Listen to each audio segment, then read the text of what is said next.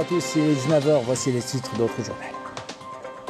Le président de la République, Abdelmajid Tebboune, a adressé un message de condoléances à la famille de regretté Ayachi Aker, ancien ministre du Commerce.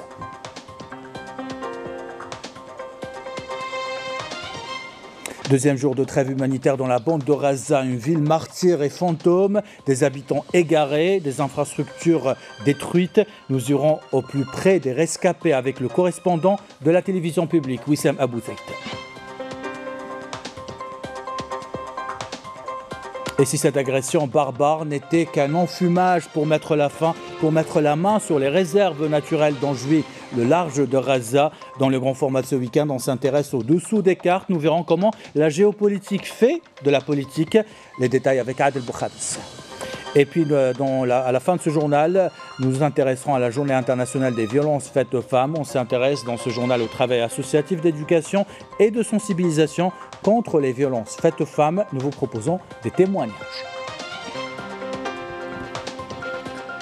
Voilà pour les titres. Bienvenue à tous. Tout d'abord, le président de la République, Abdelmajid Tebboune, a adressé aujourd'hui un message de condoléances à la famille du regretté Ayachi Aker, ancien ministre du Commerce. Le chef de l'État a rendu hommage aux défunts, en relatant ses qualités tout au long de son parcours, qui s'est acquitté de ses différentes missions avec dévouement et avec compétence. Le président de la République a indiqué dans son message de condoléances que l'Algérie vient de perdre un homme qui comptait parmi les cadres de l'État. Il a occupé de hauts postes de responsabilité en tant qu'ambassadeur, parlementaire et ministre. Inna lillahi wa inna ilayhi raji'un. Nous parlons de ce deuxième jour de trêve dans la bande de Gaza. Le correspondant de la télévision publique, Wissam Abou Zaid, est allé au plus près des Gazaouis, ceux qui ont survécu aux horreurs des bombardements. Ils retournent dans leur quartier à la recherche de ceux qui en restent. Ils se retrouvent au milieu des décombres. Tout a été détruit ou presque. Gaza ressemble davantage à un décor de film de guerre. Le commentaire est signé Amélie Siridir. Dès les premières heures de l'entrée en vigueur de la trêve humanitaire de 4 jours, des centaines de Palestiniens rentrent chez eux, découvrant avec stupeur l'état dévastateur de leur quartier et de leur maison. Sur place, le correspondant de la télévision algérienne Wissam Abou Zaid nous rapporte le cauchemar des Palestiniens face à l'ampleur de la catastrophe.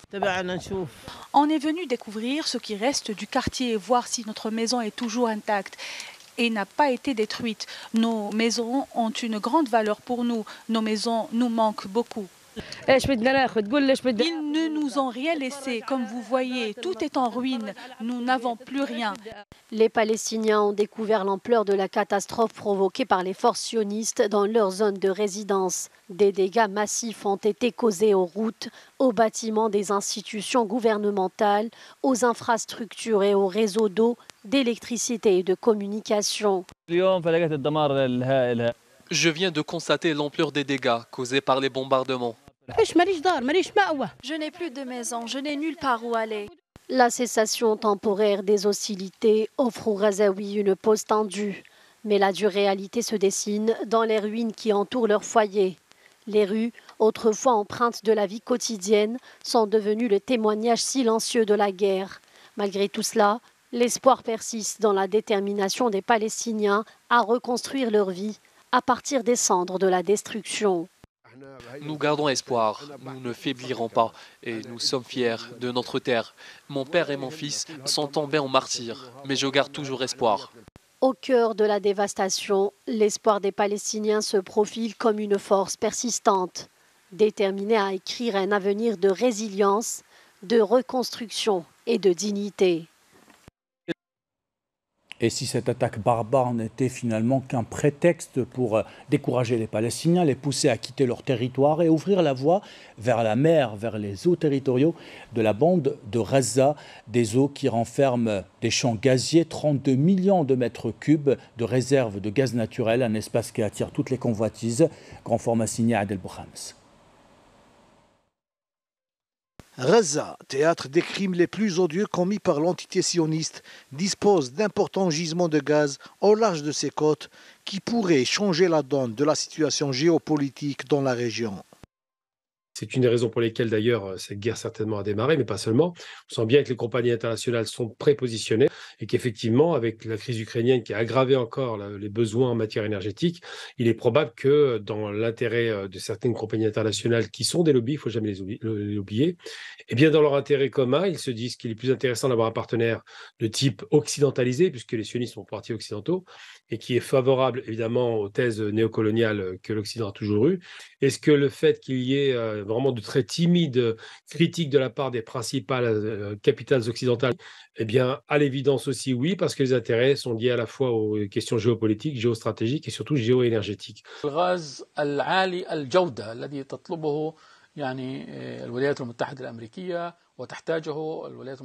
L'entité sioniste veut s'accaparer les gisements de gaz se trouvant dans les eaux territoriales de Gaza et en tirer profit.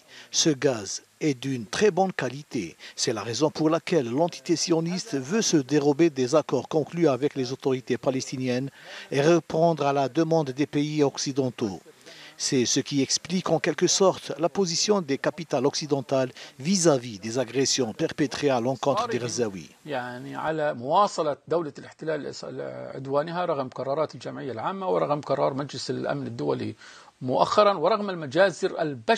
des accords, il y a des intérêts économiques que dépassent le conflit politique. Malheureusement, maintenant, ce qui se passe à Gaza, c'est de se débarrasser des Palestiniens, en fait.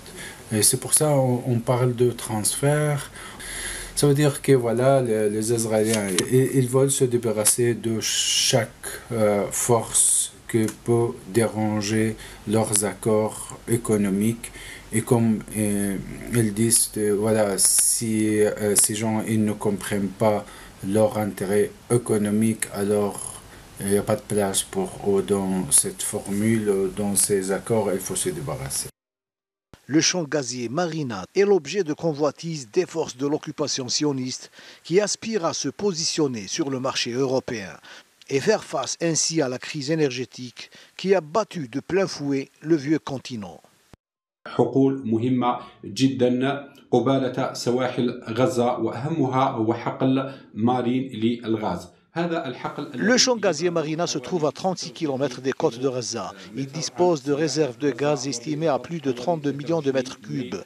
Avec le champ de Borderfield, il pourrait économiser à l'autorité palestinienne 8 milliards de dollars des importations palestiniennes d'électricité et couvrira 50% des besoins des Palestiniens en électricité. هذا الحقل ظل مجمدا إلى يومنا هذا أي حوالي ما يقرب الربع قرن من الزمن وهذا نتيجة اعتراض الكيان الصهيوني على استغلال هذا الحقل الغازي.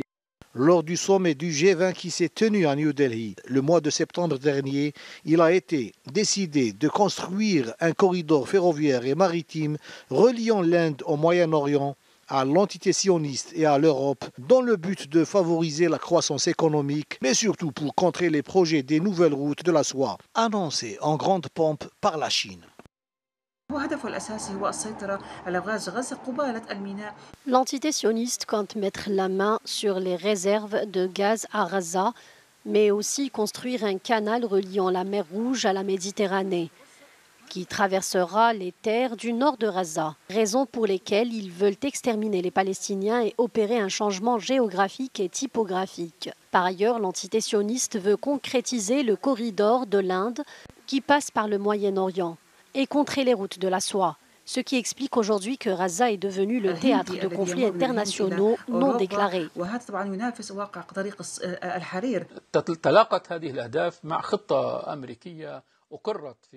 Un des objectifs de cette invasion, c'est la réalisation d'un canal parallèle au canal de Suez. La réalisation de ce canal serait très coûteuse et d'aucune utilité économique pour l'entité sioniste s'il passe loin de la bande de Gaza. Ce canal converge avec le plan américain décidé lors du sommet du G20 en Inde.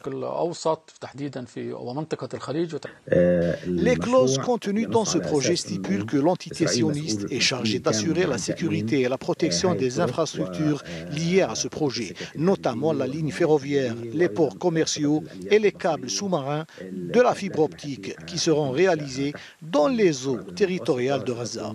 ce qui explique l'acharnement des forces coloniales contre la résistance palestinienne et contre tout le peuple palestinien à Gaza, qui constitue, selon eux, des menaces certaines pour leurs projets.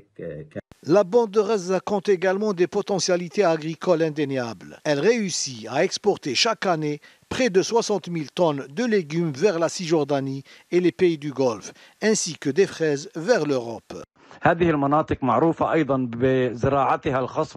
Ces régions sont connues pour la fertilité de leurs grandes surfaces agricoles et l'abondance de leur production, qui couvre le tiers de la production agricole de l'entité sioniste. Ces terres sont réputées pour la production des fleurs et de l'agriculture.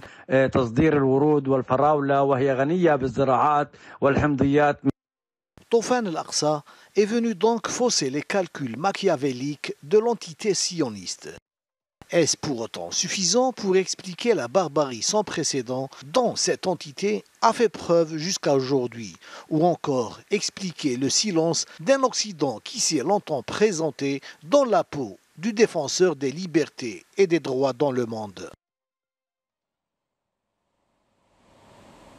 Voilà pour ce grand format qui s'intéresse de près aux richesses naturelles dans les eaux territoriales de la bande de Gaza.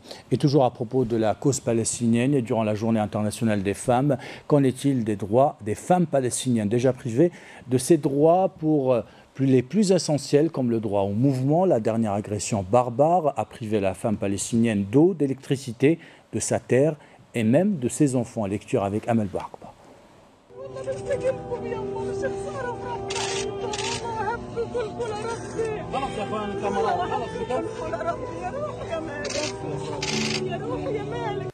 Le cœur déchiré de douleur, cette femme palestinienne fait partie de milliers d'autres qui ont perdu des êtres chers massacrés par la folie meurtrière et la barbarie de l'entité sioniste. Ces femmes subissent de plein fouet la tyrannie et la sauvagerie de l'occupation.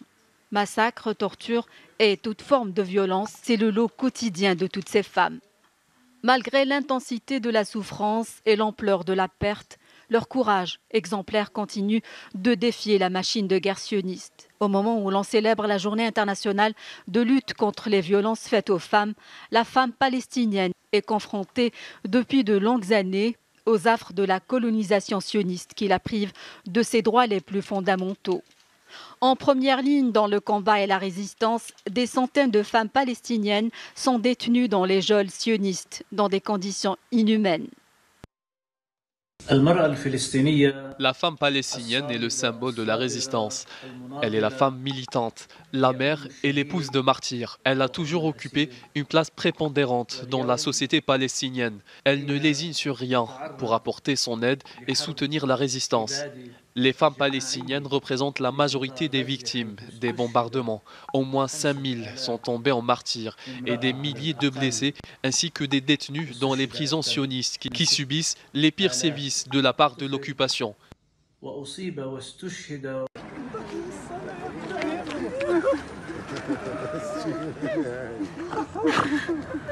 Coups et humiliations, faim, soif et froid, les prisonnières palestiniennes libérées dans le cadre de la trêve entre le mouvement de résistance Hamas et l'entité sioniste témoignent de l'horreur qu'elles ont vécue dans les prisons de l'occupation.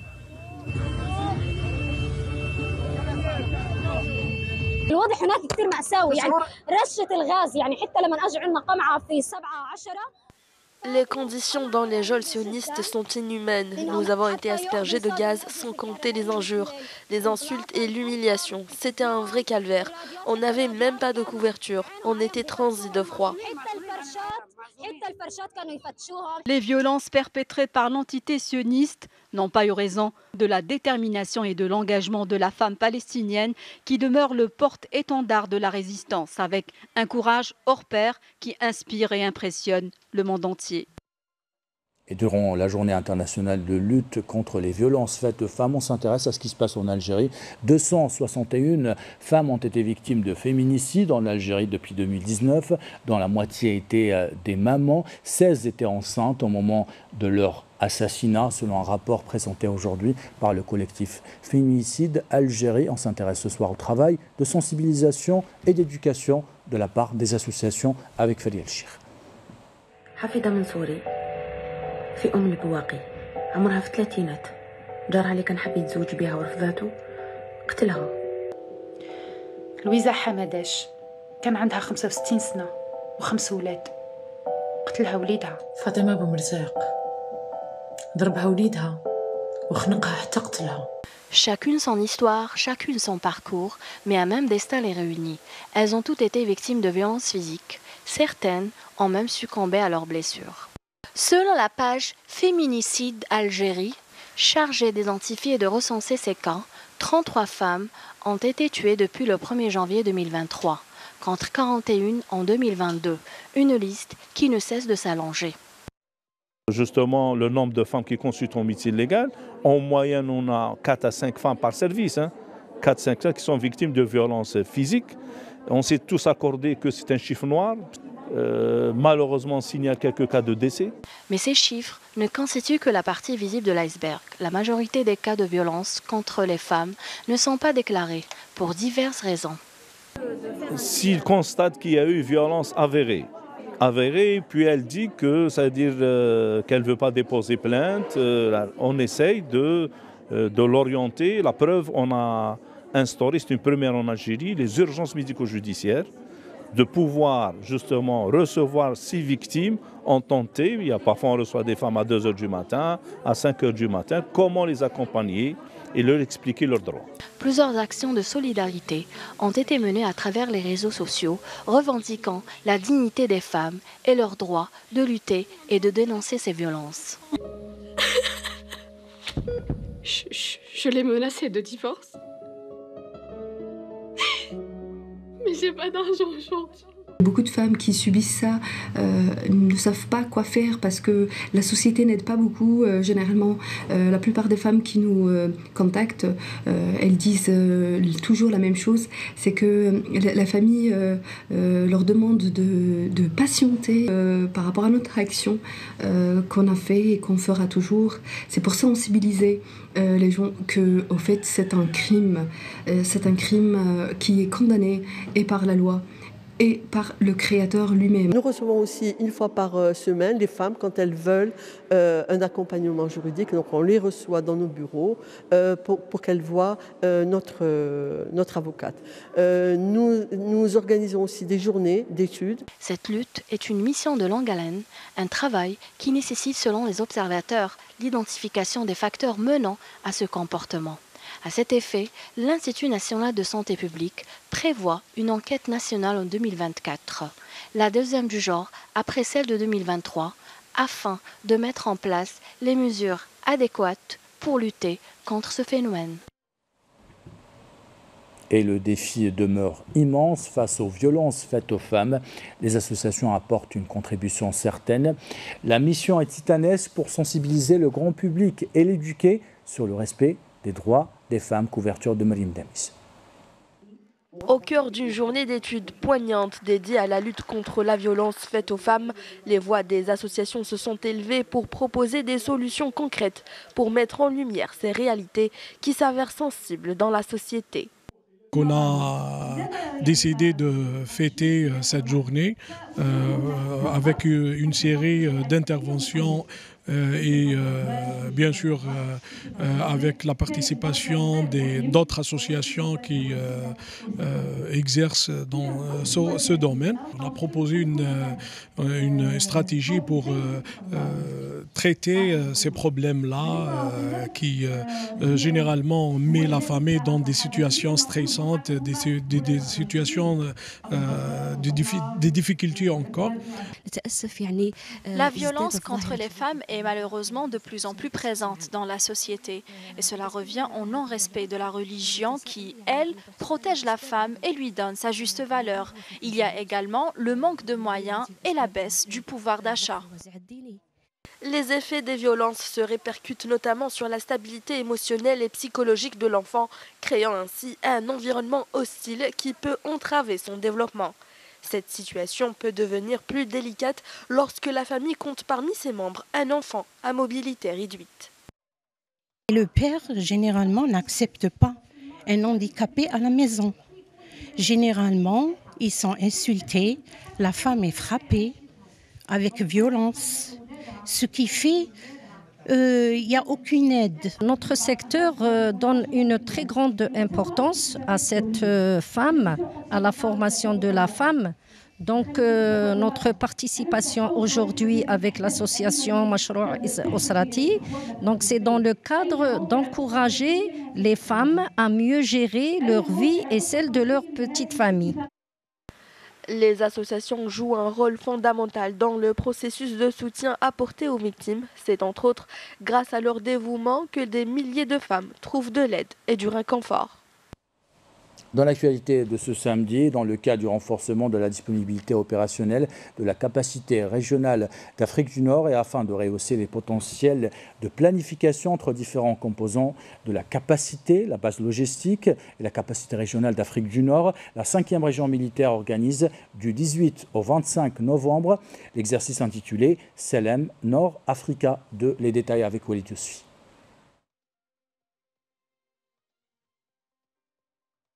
La cérémonie de lancement de cet exercice, tenue le 23 novembre 2023, a été supervisée par le général-major Belkacem Hassenat, chef du département emploi préparation de l'état-major de l'armée nationale populaire, en présence du secrétaire exécutif de la capacité régionale de l'Afrique du Nord, Ahmed Hamida Tajouri, ainsi que des membres du commissariat de l'Union africaine et de cadres de la 5e région militaire. En application des directives du général d'armée Saïd Chengreha, chef d'état-major de l'ANP portant sur le mode de mise en œuvre lié à l'accueil de l'Algérie de l'exercice sur le poste de commandement de la capacité régionale de l'Afrique du Nord intitulé Selem North Africa 2, j'annonce officiellement le début de cet exercice. Gloire à Nova le Reshuhada. المجد والخلود لشهدائنا الأبرار والسلام عليكم ورحمة الله تعالى وبركاته. Cet exercice auquel ont pris part les délégations des pays membres de la capacité, en l'occurrence l'Algérie, l'Égypte, la Libye et la République arabe sahraoui démocratique, s'est déroulé sur plusieurs étapes depuis la planification et la préparation jusqu'à l'exécution.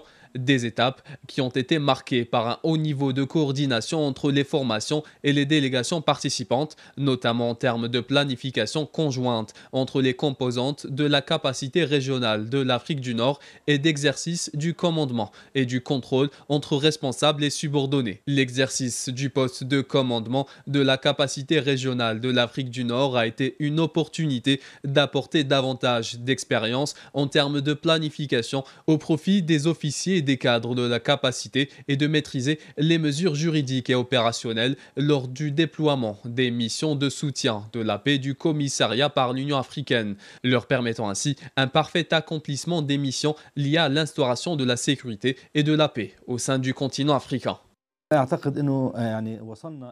Nous sommes arrivés à un degré excellent de planification commune.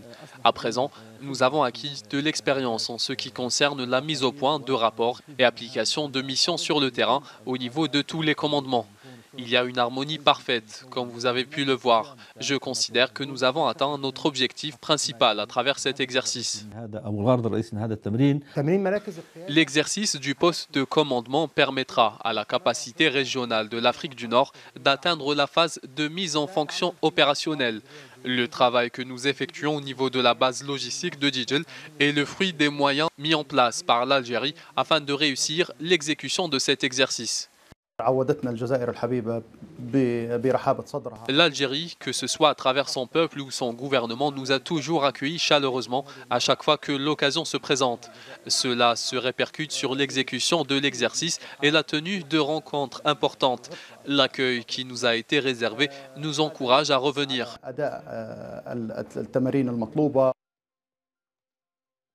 Nouvelle maintenant, décédé à l'âge de 77 ans, le directeur photo en retraite à la télévision algérienne Nadir Lahouel a été enterré cet après-midi au cimetière d'El Alia. En cette douloureuse circonstance, le directeur général de l'EPTV a présenté ses sincères condoléances à la famille du défunt et à l'ensemble de ses collègues, priant Dieu de l'accueillir en son vaste paradis. Le défunt, pour rappel, était l'un des 3 rescapés du crash d'avion qui transportait l'équipe de journalistes algériens vers le Vietnam pour la couverture de la visite du président algérien Houari Boumedienne en 1974.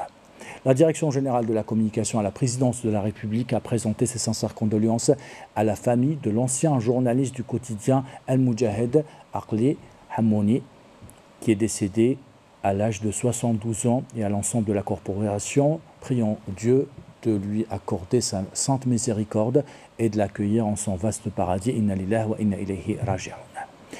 À l'international au Maroc, de nouvelles manifestations ont éclaté aujourd'hui dans plusieurs villes du Maroc. Les manifestants ont brandi le drapeau palestinien. En appelant plutôt à plus de justice sociale et un régime change.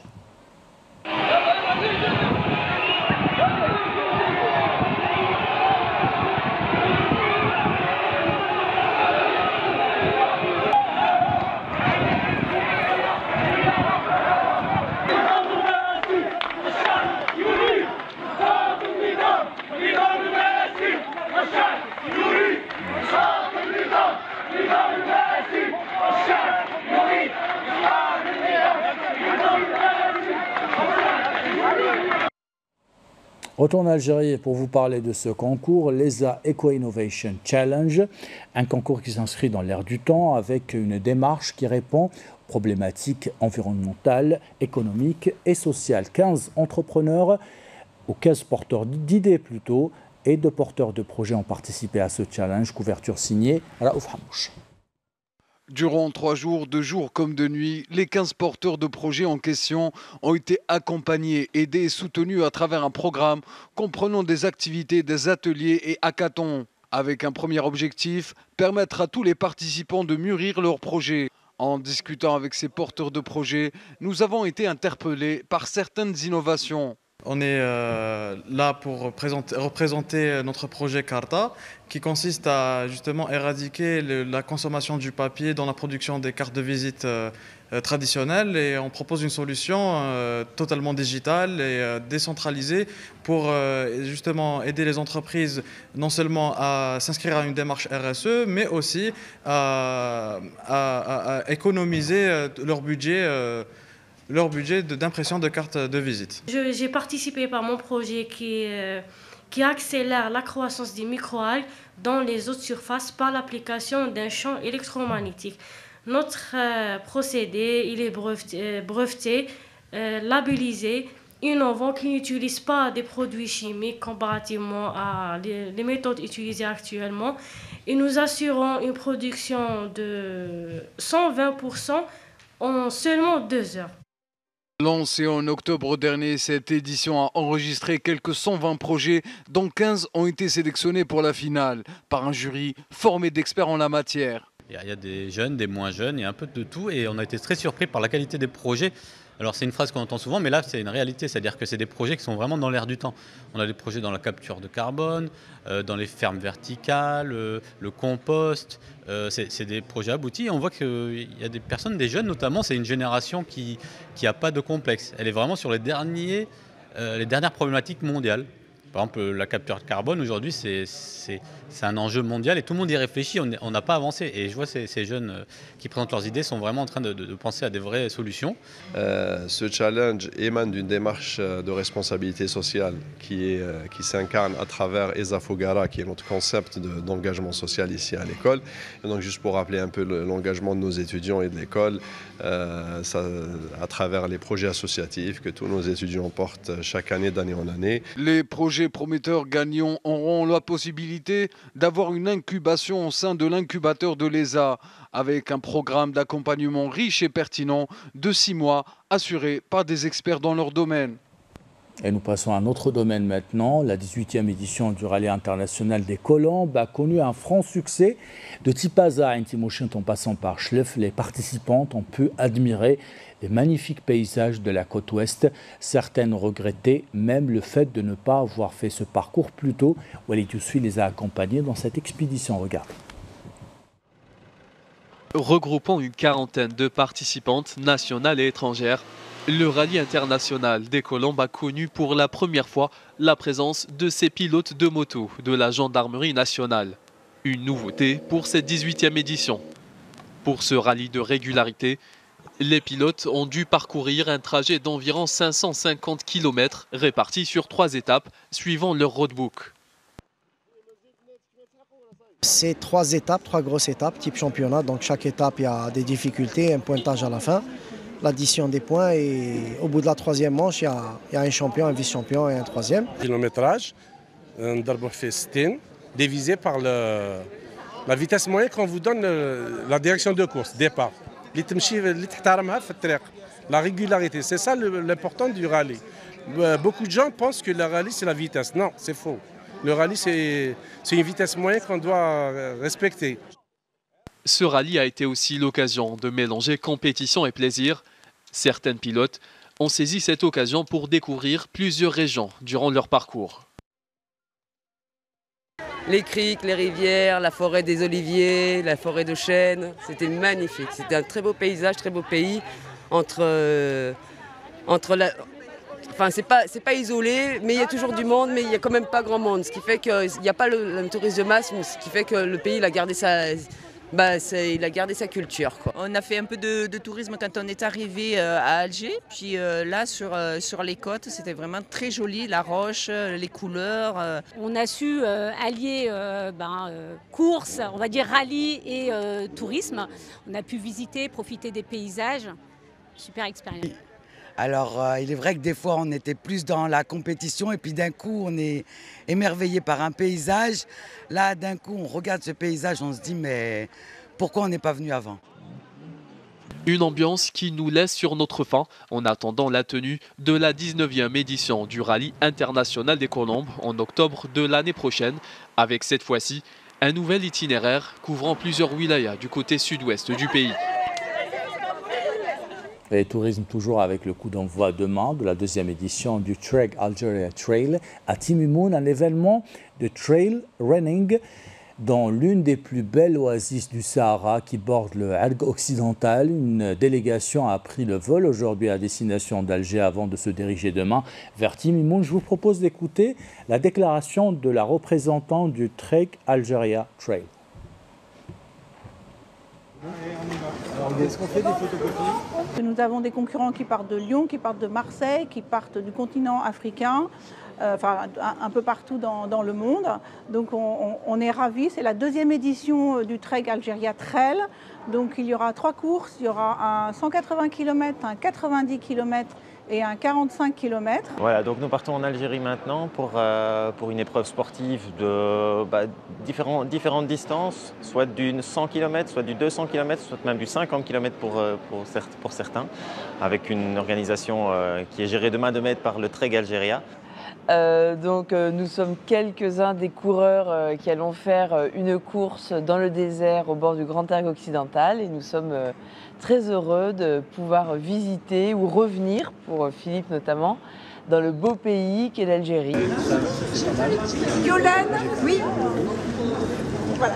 Et nous terminons ce journal avec une belle tradition qui fait partie du quotidien des habitants de Bou Saada. Nous vous invitons à visiter l'atelier de Mabrouk qui transforme le bois en petites merveilles. Vous allez le voir, il façonne le fameux mortier de Bou Saada. Son quotidien est partagé entre travail et précision et transmission de savoir-faire à la nouvelle génération. Reportage signé Majed Jahmoud.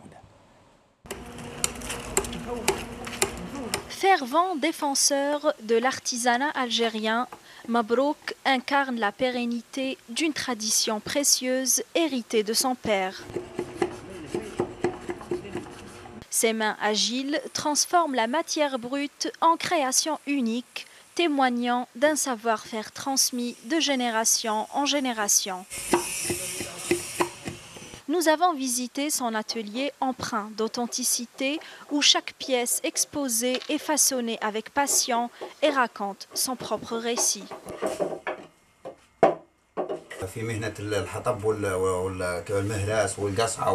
Depuis tout petit, je viens dans cet atelier apprendre auprès de mon père. J'ai commencé à réaliser mes propres œuvres à partir de 2005. Nous commençons par ramener une souche de kerouche. C'est le bois le plus solide. Puis nous la sculptons, de sorte à ce qu'elle ressemble à un mortier. Une fois bien sculptée, nous réchauffons la graisse de chèvre pour le graisser. de tous les côtés. La graisse de la chèvre prolonge la durée de vie des mortiers. C'est ça le secret. Sans cette graisse, le mehrez sera cassable avec le temps. En plus des mortiers de Boussaada, Mabrouk fabrique plusieurs autres objets traditionnels faits à la main, comme le gas'a et le haf. Son seul souhait, perpétuer cet art et le transmettre aux générations futures. C'est pour cela qu'il forme les jeunes de la région. D'ailleurs, l'un de ses apprentis, qui n'a que 19 ans, a déjà appris à fabriquer le mortier de Boussaada comme un grand.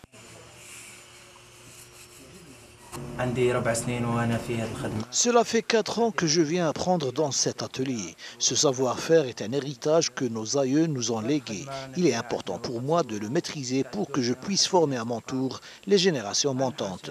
Car c'est comme ça que nous pourrons protéger notre culture et la faire durer avec le temps.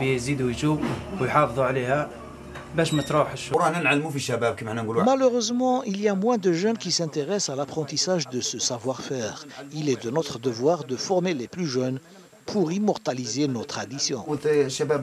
Au-delà de la beauté palpable de chaque création, l'œuvre de Mabrouk nous rappelle l'importance vitale de préserver notre héritage culturel qui continue de prospérer grâce à l'engagement passionné de ceux qui le préservent fièrement.